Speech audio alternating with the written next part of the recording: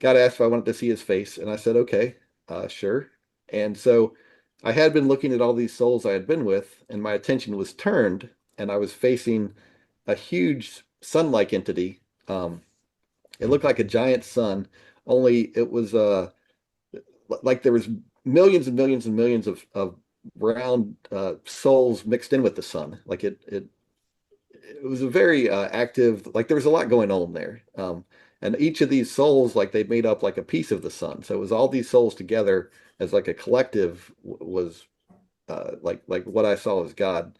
And some of them recognized that I was a new soul coming into existence. So they like came to the surface and I could clearly see their face when they came to the surface. And they welcomed me into existence and essentially said that they were really happy that I was coming into existence and that I would join them eventually. Hello, everyone, and welcome to the Channel Within. I'm Mira, and today I'm excited to be speaking with Aaron Green, who had an NDE at 6 and had the wherewithal to have many questions and, more importantly, got the answers to those questions. Welcome, Aaron, and thank you so much for being here with me today. Yeah, thank you. Thanks for having me. So, do you want to start with life no, before your NDE, or does that even make sense because you are so young? Maybe a Yeah, background. sure. I'll give some brief background. So I was born in Durham, North Carolina in 1975. When I was two, my parents moved to Chesapeake, Virginia, and we lived in a house in the suburbs. And back then we didn't have all the video games and TVs and all this stuff, so we would mainly just run around the neighborhood and play. So I would frequently be just out with friends doing whatever. And so my experience started, I was with five or six neighborhood friends and my brother in a neighbor's backyard. And that's where my experience started. So let's dive in and hear more about this experience. All right. So, like I said, we were just playing in the backyard and something happened. I don't understand what happened, but I had a significant trouble breathing. I just couldn't get a breath in, no matter what I did. And I realized this was becoming a big problem. Like I knew this was getting serious. So I tried to go home and I was going to get help from my parents. But I only made it about 20 feet or so away from my friends. And this breathing problem, it triggered something for me. It caused, I didn't like faint or pass out. It caused my soul to literally leave my body. My consciousness left my body, and I could see my body, fall to the ground like the instant I left it. And so I was just kind of floating there. I looked back at my friends and what they had been doing. It seemed really important before, but now it seemed kind of trivial. It seemed like it didn't really matter. And a couple things happened really, really quickly. One was my entire life, like flash before it. Basically, it replayed in full detail for me. I re-experienced every thought I had had, everything I had done, everything that had happened to me. But the strange things was not only did I re-experience my thoughts and feelings, but I could like literally feel how I had made my parents feel and how I'd made other people feel. But what really stood out to me as a kid was how I had affected my parents. Like that's what stood out to me. I could like literally feel my father's anger at crying baby and changing diapers. Like I could literally feel that his frustrations. I mean, he's a good father. I'm not trying to trash him or anything. But I could feel those frustrations. And then my mother, what really stood out to me was her love for me, like that. It really felt significant and important, and I could like feel that love. But when that ended, I noticed a pinpoint of light in the distance, and there was something instinctively about that light. Like I knew it was important. I knew there was something significant about it, but I didn't understand what it was, and I didn't continue to focus on it. Um, and so I was just kind of floating there in my neighbor's backyard, kind of confused and didn't really know what was going on. But a couple things were immediately obvious. One was I'm something different than this body. Like that's not who I am. I am not that body. And then like the flow of time somehow just felt fundamentally different. Like you could feel that. Um, and so I started to have questions. And one of the first questions I had was, uh, what am I? Obviously, I'm not that body, but what am I? And it's like I could see myself, and I was just a round orb of faint light. Like that's how I existed at that point. As a kid, it reminded me of like a bubble or an egg, something like that, just a little ball of consciousness. And then I had more questions. I wanted to know, well, where did I come from? Like, why am I here? Like, what's going on? And when I had that question, it's like an experience I had previously been through replayed for me. It's like I re-experienced going through that process, and that's how like my question was answered. Um, and so this memory started out, I was just a round orb of consciousness, and I was with hundreds or thousands of other orbs that were just like me, and we all existed together in what I call a like a sea of light. Like it was very, very bright. We were content, we were safe, but we were ignorant. We didn't know anything. We didn't have any knowledge or background. Um, we just I don't know, we existed in relative happiness. Um, and periodically we would get a gift, like something would come down. It was like a treat as a kid, it reminded me of getting a cookie. It was something that was nice to have, but we didn't need it. Um, and periodically we would get one of these things and it would make us happy. We were glad to get it, but it wasn't really a big deal. Um, but one time there was these treats like came down to us, and there was one fewer of these than there were souls in the group. And I recognized that, and everybody else knew that. And I made the conscious decision, okay, there's not enough for everybody. I'm going to go without. I'm going to let everybody else around me have it because I know they want it, and I'll just go without, and it's okay. And when the last treat came to the last soul, I was very gently lifted up out of this group. And simultaneously, a higher level entity or higher level consciousness contacted me. It was like a telepathic mind to mind communication. And this entity said basically, um, I am your creator, and what you did was very important. Giving up this gift that you wanted, so that for the benefit of those around you, that's very important, and it means that like you're ready. And so I'll just call my creator God for simplicity. And God went on to explain that I was loved and I was important, and not just me, but all of us souls. I was very much loved and important, and there was a, a wonderful existence in store for us. Like being created was fantastic. There was absolute terrific that I existed, and I was going to really enjoy myself, and it was going to be absolutely wonderful. Um, but he went on to explain that in order for me to really enjoy my existence, I needed to like get an education, get experience. I needed to mature. It's like I was a simple new soul, and I needed to uh, prepare myself so that I could really enjoy my existence. Like I wasn't ready to enjoy my existence the way I was then. And he basically said there was something that I needed to go through that was difficult, but very, very short. And I can't stress enough how much he stressed that it was very brief. Like in the grand scheme of things, what I had to go through, this difficult journey, was brief. And there's just absolute confidence. He just exuded confidence in this plan. Like it was a perfect plan. Everything had been thought out to perfection. It was a perfect plan. He was absolutely confident. And but he said it will be difficult, but it'll be very short. And so I said something like, okay, well, can't you just change me? Can't you just make me so I can enjoy my existence? Like, why do I need to go through something difficult? Just change me and make me how I need to be. And so the response I got was basically, yes, he was fully capable of changing me, doing anything he wanted to me. Like God could change me any way I needed to be changed. But we were all created with free will, and like free will it's like a core principle for why we were created in the first place. And if God forcibly changed us, it would violate that principle of free will. And so God wasn't going to do it that way. That's just not how he was going to do it. We needed to learn on our own. And basically, he went on to explain that, God is loving, kind, compassionate, honest, forgiving, has integrity, all these positive traits. Like that's what God is. That's who God is. And our entire the happiness of our existence is centered around those concepts.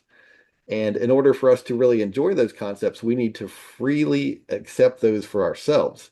And God is not going to, God's like, He's not going to force that on us, but He's basically set up a school for us to learn the benefits of those traits for ourselves. And we're basically guaranteed to learn that those positive, loving traits bring happiness to us. And if we act in a contrary way, it brings unhappiness to us. And and it was like a guaranteed way that we were going to learn by going through this experience. There was no doubt at all. We were guaranteed to learn, and when we were done learning our lessons, we would be able to enjoy our existence. And God was absolutely confident of this plan. And so I basically said, okay, I guess that seems reasonable. That seems like seems good. I didn't have any reason to think otherwise. And God, who is all powerful, was very confident in this plan and very loving. And there was no reason for me to doubt anything I was told. And so after that, God asked if I would like to see his face. And I use I use the pronoun he just because there's not a better one, but really that doesn't do it justice. Like to call God a male, like that's just it doesn't work. But I say he just because I don't have a better pronoun to use. Anyway, um, God asked if I wanted to see his face, and I said, okay, sure. And so I had been looking at all these souls I had been with, and my attention was turned, and I was facing a huge sun-like entity. It looked like a giant sun, only it was like there was millions and millions and millions of round souls mixed in with the sun. Like it was a very active, like there was a lot going on there. And each of these souls, like they made up like a piece of the sun. So it was all these souls together as like a collective was like what I saw as God. And some of them recognized that I was a new soul coming into existence. So they like came to the surface and I could clearly see their face when they came to the surface. And they welcomed me into existence and essentially said that they were really happy that that I was coming into existence and that I would join them eventually.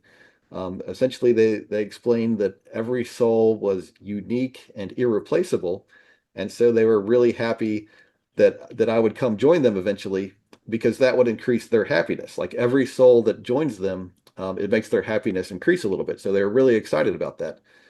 They were already insanely happy. I can't even describe how happy they were and how much they enjoyed their existence. But having me come join them when I was, through with my education, that would make them even happier. And so they were excited about that. They understood the journey I was about to go through. They had already been through it themselves.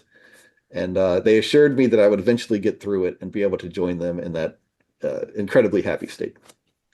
So with that, God asked me if I was sure I was ready to go through this difficult journey. And I said, yes, I'm sure.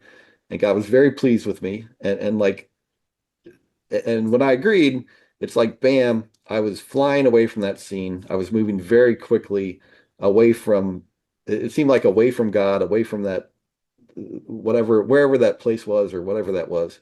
Um, and we started going into, I assume, the physical universe. And we started looking at a whole bunch of different planets I could go to. And God was still in communication with me, you know, telepathic communication. And we looked at, I think, thousands and thousands of different planets, and it was all the same kind of situation. I would be a soul incarnated in a physical body, and it was up to me to choose exactly which one of these almost infinite number of planets I could go to, and it would all be a similar kind of experience that would allow me to gain the insight and wisdom I needed so that I could eventually move on. And eventually we got to Earth, and I don't know why, but there's something about this place, about this planet that I really liked. And I was like, that's where I want to go. And I was absolutely positive that this was where I wanted to go. There was no doubt in my mind at all. And God said, are you sure? And when I said, yes, I'm sure, that the decision was made, the decision was finalized. And with that, my question had been answered. So it's like I was back to floating around my neighbor's yard. And I only had more questions.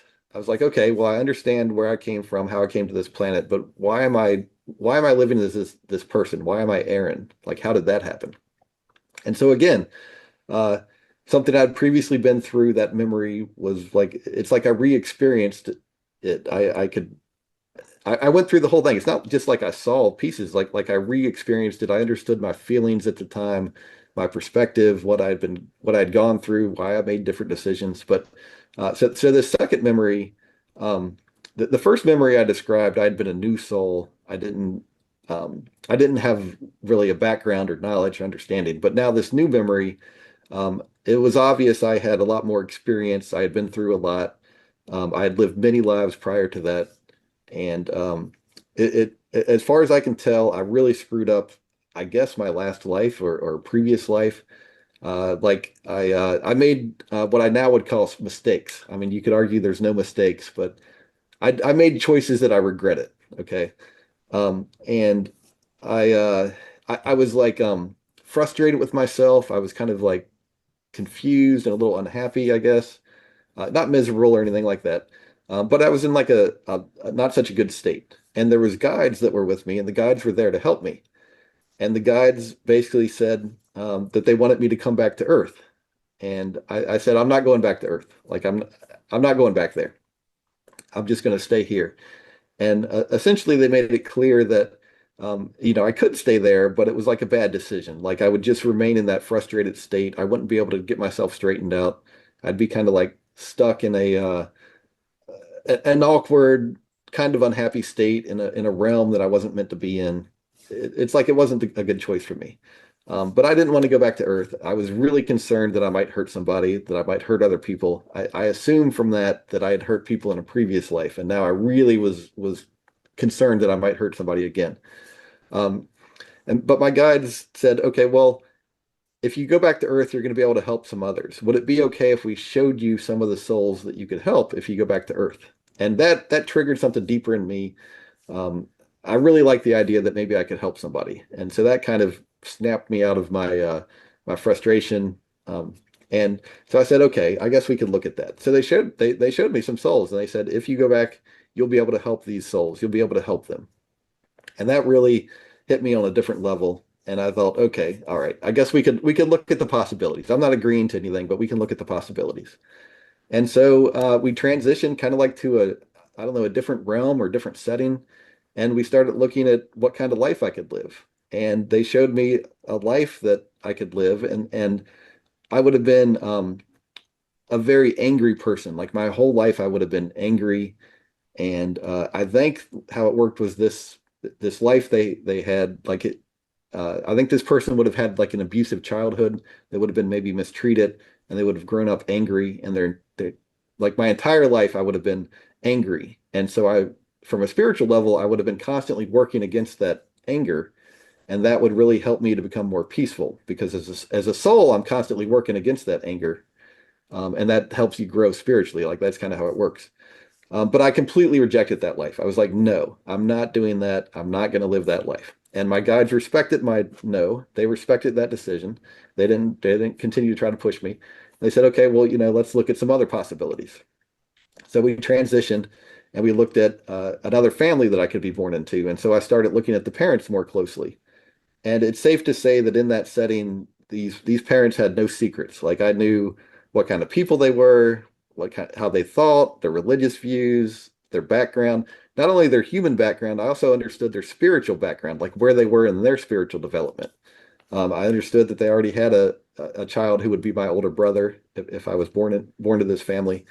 Um, so I decided that okay, these look like good parents. Like they seem like maybe they could work. I liked what I was seeing. And we started looking at, okay, well, what kind of body could I have? What kind of person could I become?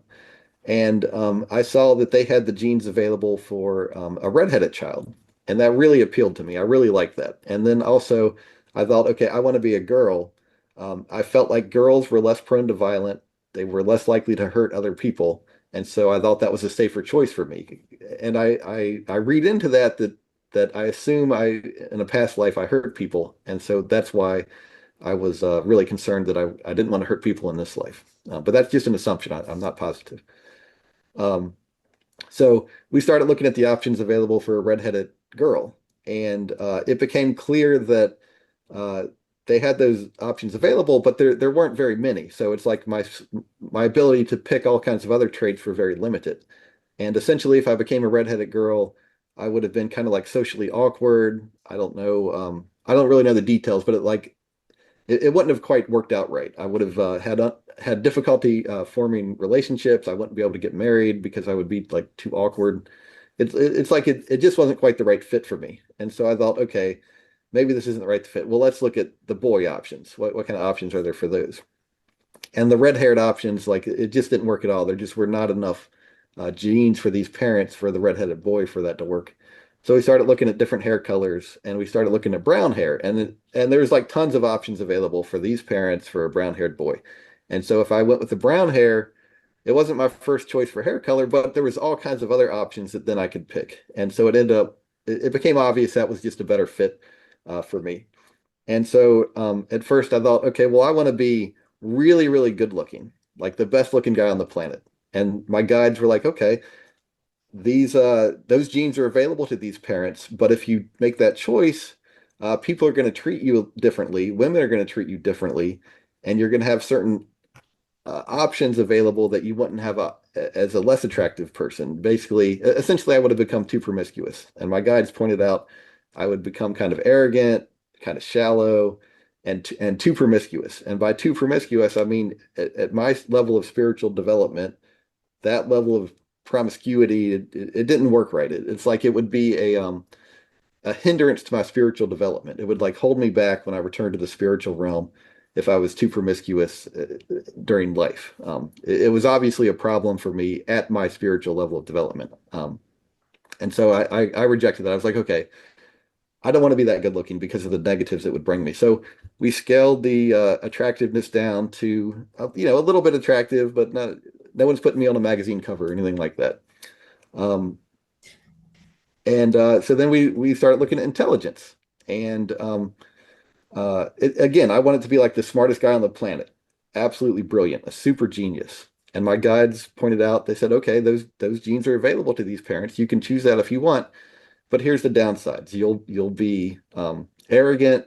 You'll look down on other people because they're not as smart as you. You're going to have trouble making friends, and you'll be an atheist. And it was obvious that these were negative. Uh,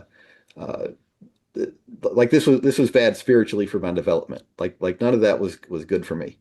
And so we did the same thing. We backed the level of intelligence down to a smart person, but no genius. Like there's tons of people smarter than me, but a little bit intelligent. And I was like, okay, that seems like the right fit for me. And then we looked at all the attributes of this body, how tall, muscular build, everything, and some of the thoughts, like like I chose to have a natural ability in kind of math and science. Like that would be a kind of a natural ability of mine because it was just the right fit for me and my spiritual development and how I wanted to contribute to the world. It just worked for me, and it was all my choice. My guides weren't forcing any of this on me. They would provide comments here and there, but it was basically my choice what this body would be.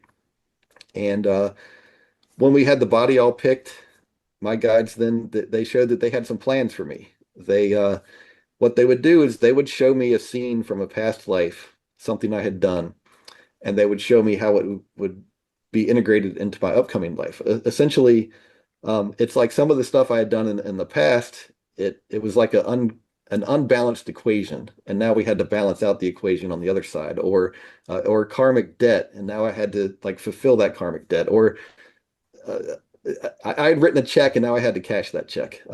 You can look at it however you want, but what I had done in the past lives, they showed me exactly what I had done, and then they showed me the plan in my upcoming life for how it would be resolved. And the most clear-cut example they showed me was they showed me in a previous life I had been kind of a bigger guy and I'd basically beat up somebody else in a fight. I easily could have avoided it.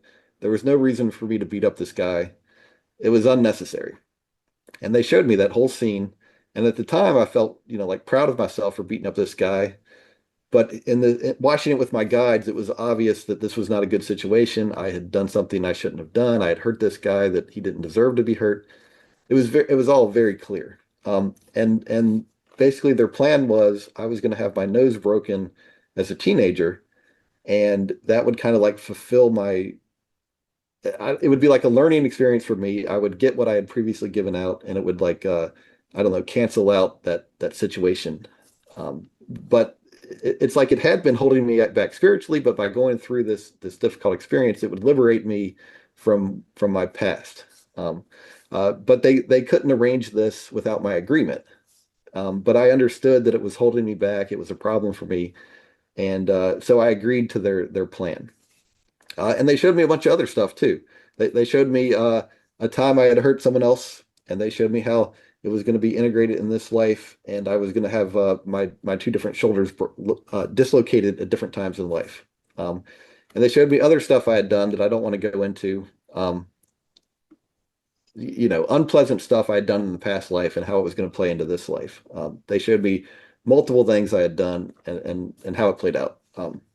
But for each of these, they wanted my agreement for this arrangement. They couldn't force it on me. It was something I needed to agree to. And I agreed to almost everything they suggested because I knew it would benefit me spiritually. Like it would, like the stuff I had done in the past, it was like it was holding me back from greater happiness in the spiritual realms. And by agreeing to their plan, it would allow me to increase my happiness when I returned back to the spiritual realm. So that's why I agreed to it. Uh, and then they had other plans for me. They had plans and arrangements with other people that had nothing to do with the past life. It was just I would be in a situation where I could help someone else, or there was a situation where other people could help me with my spiritual development. There was all kinds of like little plans worked out, and my guides could easily work those plans together with the guides of these other souls. Like it was really easy for them. It was no problem at all. But I agreed to all kinds of situations where I would help someone else or someone else would help me. There was all kinds of stuff arranged.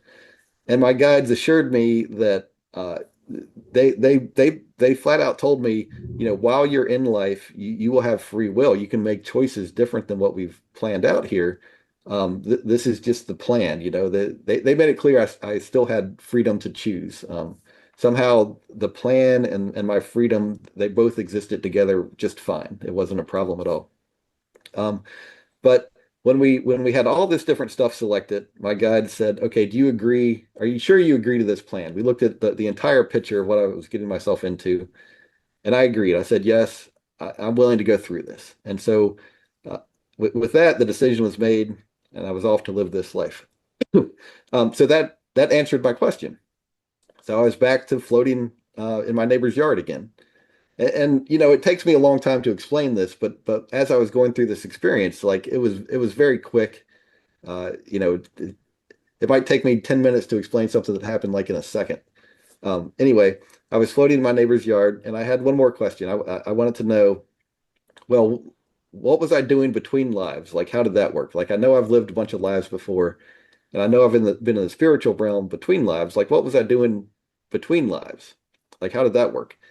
And so I was basically shown, like I re-experienced what I call snippets or little clips or little experiences from a number of different times between lives. And uh, the worst one was I think I had been a violent person, and in the afterlife, I looked like a monster. Instead of arms, I had like claws.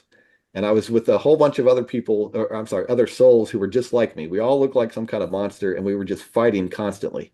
Um, and no matter how badly we would injure each other, those injuries would quickly heal and get better. But we just kept fighting over and over and over again, and it was absolutely miserable. I was just consumed with hatred and anger, and it's like that anger. There's like it burned me in a way. I don't know how to describe it, but it was just horrible. And we did nothing but fight. We didn't have any memory of the past. We had no hope for a different future. It was awful. Um, but eventually something happened. I clicked. I made the decision. I don't want to fight these souls anymore. I don't want to fight anymore. And I stopped fighting with those around me. And like as soon as I stopped fighting with the others, it was like there was angels or beings of light that were above all of us. They were just kind of watching the whole scene. And as soon as I stopped fighting with others, one of them swooped down and like pulled me up out of this horrible place. And I asked, why did you take me out of here? And he explained, when you stop fighting with others, you don't belong there anymore. That's what he said. And he also he point blank told me that every single one of those souls that was there fighting, they would all eventually leave. Like none of them were going to be stuck there forever. I saw another place I had been, or realm I had been in, um, where I was just kind of standing around in darkness. It was like absolute darkness, and there was a whole bunch of other souls just like me. We were all confused. It was dark. We didn't understand what was going on. We were just kind of like lost, and it was kind of like an unhappy place, but it wasn't miserable. Like nobody was miserable there. I mean, we just like nothing happened. We just kind of didn't know what was going on. We didn't understand. We just kind of like standing around, and there was beings of light that were going around trying to help us. I think these were souls who had lived previous lives who were doing much better than we were, and they were trying to help us. But we were all very mistrustful. We were not the kind of people who would help others. And so the idea that they were there to help us was like a foreign concept, and we had a lot of trouble accepting that.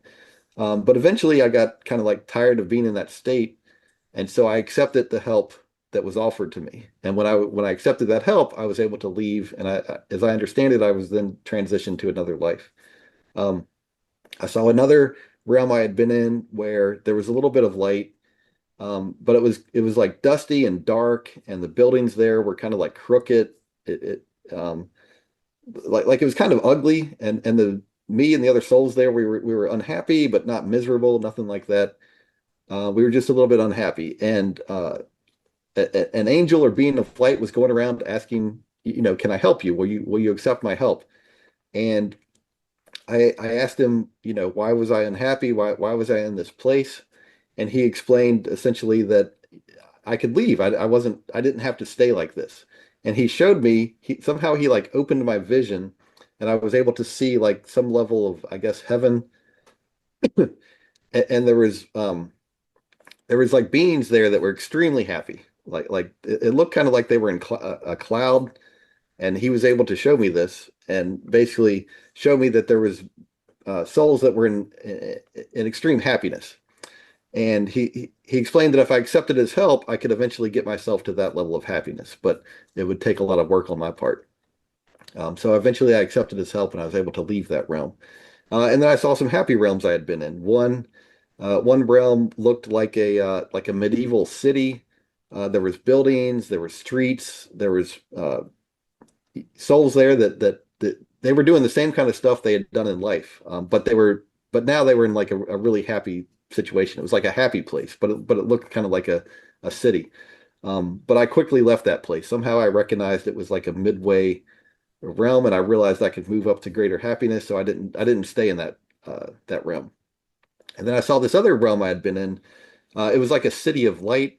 The buildings and the souls there were all translucent and made of light and just absolutely beautiful.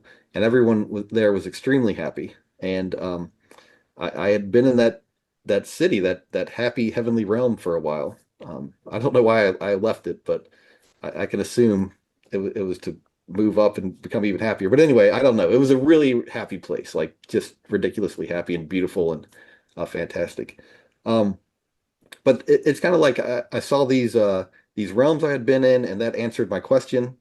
And then I was back floating around in my neighbor's backyard, and I had the realization, oh my gosh, when I leave this life, I'll be able to go back to one of these happy realms. Like somehow I just knew that, and I was so happy. I was thrilled. I love the idea of getting back to the happy realm. I was done with life. Like I was like, forget it.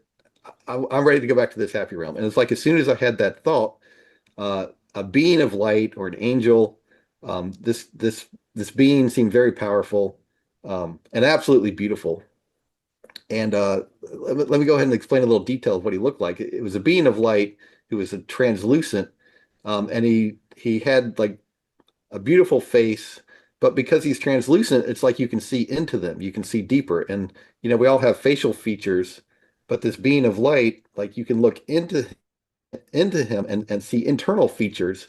And these internal features are absolutely beautiful too, but they also like they show you who he is on a much deeper level. in a way I didn't understand then. I couldn't explain it, but basically, just by seeing him, you can understand and know him at a deeper level. So it creates a much more intimate, much deeper intimacy just by being nearby. So it's like it was really beautiful.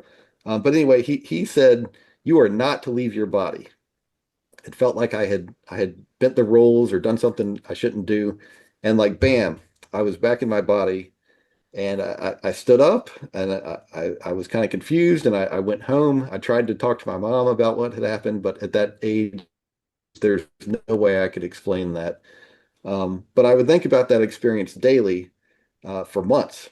And after maybe 6 months, I was contacted, mind-to-mind communication, telepathic communication by my guides. I knew exactly who it was. It was it's like if you hear someone's voice, you recognize the voice. Well, I recognized that mental connection immediately. I knew who it was, and they essentially explained that um, by by having this near death experience, it was preventing me from living life the way I was meant to live it. Um, uh, One thing they said was that uh, I could never develop faith because of what I had seen. Like I had knowledge about God. I knew some of it, how it worked, but because of that knowledge, I could never develop faith. And faith was really important. There's some kind of significant spiritual benefit to having some kind of faith. And I was robbing myself of that by this knowledge I had.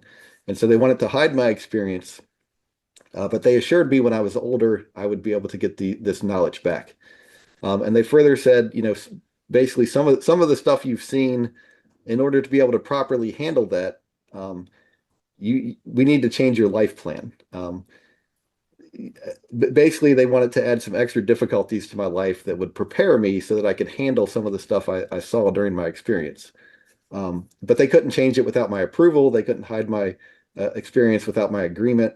But I agreed. I knew that they were there to help me. I understood that, that they knew what they were talking about. They were looking out for my best interest. So I agreed to their plan. And so I went, so after that, I didn't think about that experience anymore. I went through life as a teenager. I got in a brief fight, I guess you'd call it, and I had my nose broken, and that was a difficult experience. But I had no idea that that was something I agreed to. I got older, and I dislocated this shoulder, and that was a rough experience. And then later in life, I dislocated and broke this shoulder, and I had no idea that that was something I'd agreed to. No idea at all. And then when I was 36, which is about 13 years ago, I was reading a Newsweek magazine article about Dr. Eben Alexander. He was a famous neurosurgeon who had a near-death experience, and they had a magazine article about him. So I was reading that, and when I read about his experience, that I don't know, it triggered a deeper faith in me. Like I believed what he said. Like it hit me on a different level. I really accepted what he said during his in that little magazine article. But somehow that triggered for me the recall of my memories. It's like I got my memories back, and that was pretty amazing to get these memories back after 30 years of not thinking about that experience. So, since then, I've just been trying to process uh, all that stuff I experienced during when I was a child, and then just share it however I can to hopefully explain a little bit about how it all works. I think my experience, maybe answers a couple questions. Thank you so much, Aaron. That was for that remarkable NDE and for sharing what happened and in doing so providing hope because you got to see a peek behind the veil.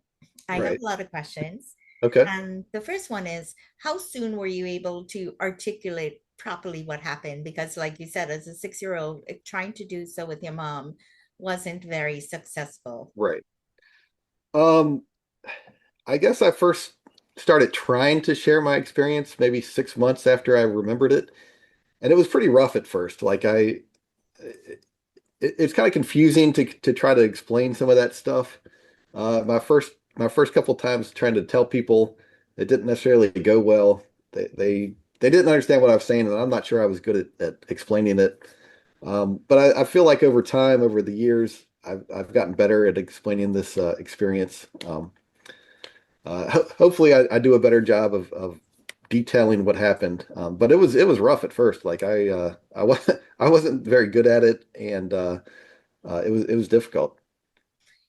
Because you saw your past lives, did your upbringing support this theory? And in doing so, and also, what about your family members accepting that past life concept? So no, most of my I grew up in a going to a Catholic church. I have basically a Christian background. And no, they definitely did not teach reincarnation as a concept. In fact, they deny it. And if you mention it in most of the churches I've ever been to, they pretty much reject it immediately without ever even thinking about it. Like there's zero thought into it. They just immediately reject it. Um, and but I mean, it was clear, it was painfully obvious to me that I've had numerous past lives. I can't even explain how obvious that was to me. But no, my religious background does not support that at all. I like the concept of the young soul that you talked about. And, even in our lives, even here, we talk about, this person being an older soul. Right, So right. it seems like we recognize that as well. And I'm wondering if you so while we were talking about that, I was like, maybe the younger souls are closer to our true essence of love and all the good things. And so we do have to get that exposure to the other concepts than in Right. the non-duality to mature. Is that something that resonates or how you understand it too? Basically, yeah. Like I think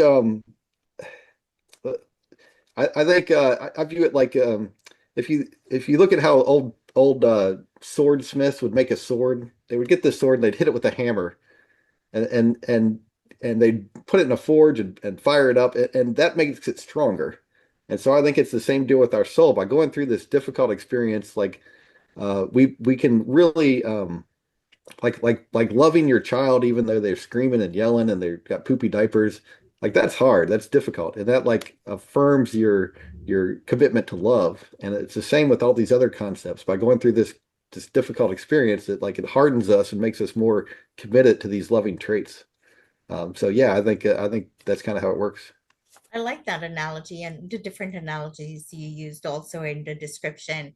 And so it seems like, yeah, and learning, hearing about swimming versus coming here and actually doing it, it's Right, different. So it seems like, on the other side, we sign up willingly or more easily when we realize our guides are there to support us. And I like the options, the free will that you are given. In terms of the right. spirit guides, since you saw past lives too, do we have the same spirit guides across lives or do they change? Do you know? Yeah, that's a good question. I don't know. I couldn't really answer that question. It seemed like the guides knew me from before, but I don't know if they're the same guides I worked with in past lives. Okay. So I also liked how you talked about, the equation or we're waiting to cash a check Right, concept in terms of our past life and then, coming into a current life or a future life. And so I also like the idea of we having soul agreements with others. So we come here to learn for ourselves, to help others, and for the collective good of the planet or all souls. That was really beautiful, a beautiful concept to hear. And it seems like while simple, it's still a little bit complicated. Not right. Yeah, it's complicated from a human perspective, but it seemed really simple and straightforward from a spiritual perspective. That is such a good point that it makes all the sense on the other side. And when we Yeah, come yeah, here, it doesn't. And it seems like, you know, um, in terms of you talking about being told that you wouldn't have faith. And that aligns with we agreed to forget. So that right. it's like if we're playing a video game and we know how it's going to end, it's not as exciting as, if we don't have the tools or we're figuring it out as we go. Not that it's easy, but it's, you know what I mean, on a very simple terms. Yeah. And because you saw all these other planets, thousands of planets, and ultimately chose Earth, did you see any non-humanoids in your NDE? Right. I may have, but I don't have any memory of what any of these beings look like. So I may have seen that. All I remember is that there was tons and tons of different planets, thousands of them. And I assume I saw what the life was like on those planets, but I don't remember it at all. Okay. Um, and in the Sea of Light, when you were one orb of many, did you guys communicate before you were pulled out? Right. I think we did have some basic communication, and it was like they were my friends. And there was a connection with them. I now understand that's part of my soul group. And that was actually something mentioned during my some of the life planning is that members of my soul group could play a key role in my life in one way or another because we have like we feel a connection with them, and so it if we meet someone from our soul group in life, it like hits us differently.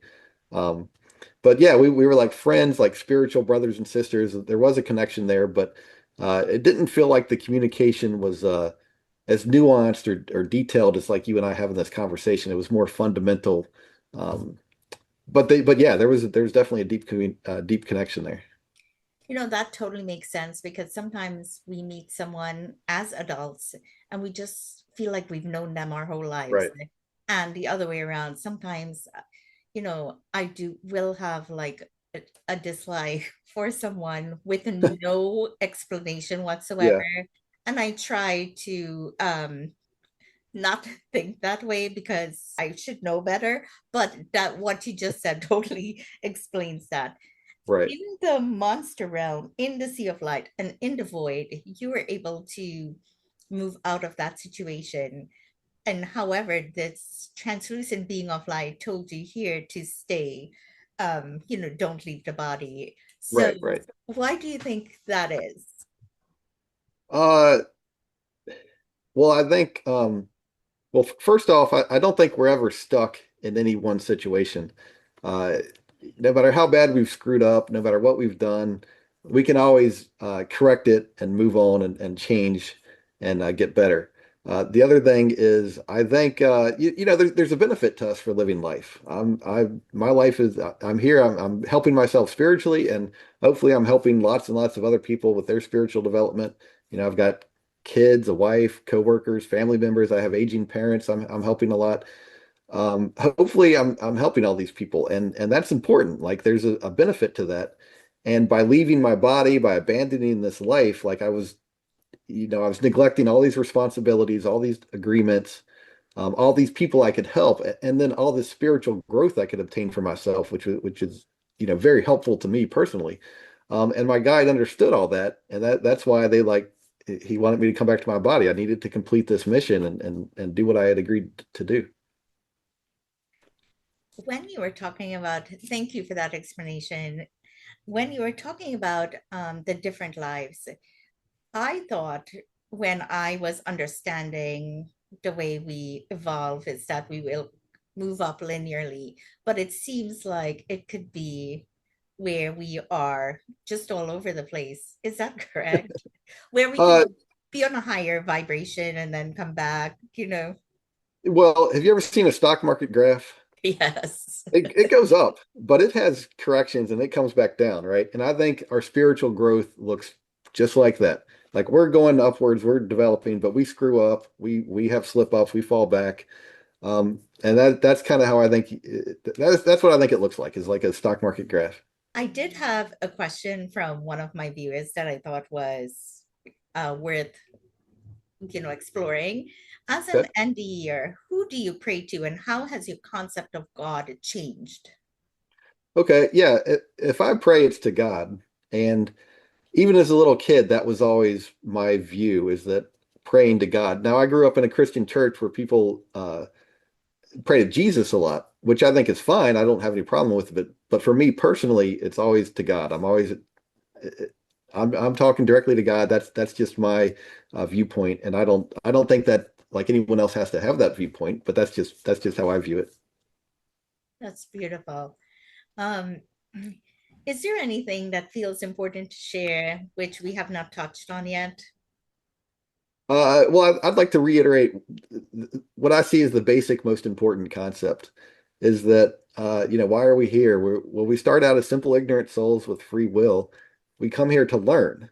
And what we need to learn is honesty, compassion, kindness, integrity, service, gratitude, self-control. Like we need to get good at those. And, that's why we're here. So I would encourage everyone to, be a good person. We all know have our concepts of right and wrong. Do the right things, help other people, try to be a good person. Like it's really important. It helps you with your spiritual growth.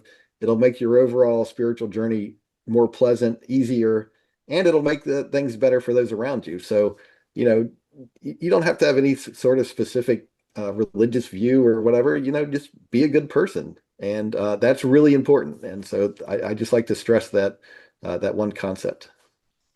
That is beautiful. I have three questions that I'd like to ask you. What brings you Okay. joy and happiness these days? I think having a good time with my family, like just associating with them, that brings me happiness. If I'm able to help somebody, like that really makes me happy, especially if it's something unexpected where I'm in the right place at the right time and I'm able to help someone else. Like I think that's great.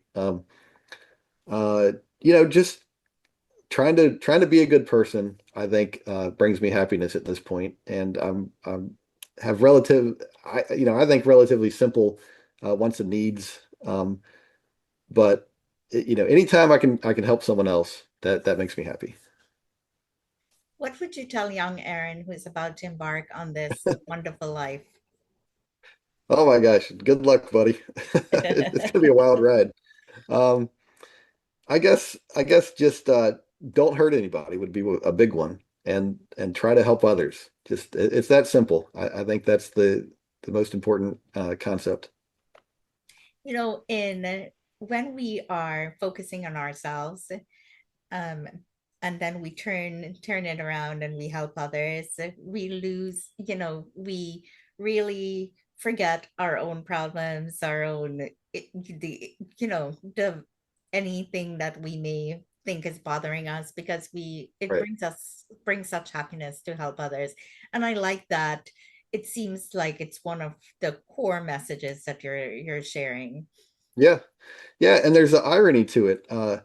If scientists study happiness, and if you look at the stuff that actually makes people happy, it's not fancy cars or big houses or lots of money. It's ironically, it's the same stuff that helps us with our spiritual growth, connections with other people, friends, family, helping others, having gratitude, those kind of traits. That's what actually makes us happy. Yes. And it's the same stuff that gives us spiritual growth. So I think it's important. I think it's good to focus on things because they help us with our spiritual growth, and ironically, they make us happier in this life. Absolutely. And what final message do you have for those listening? Uh, Again, just be the good person in the world, help other people.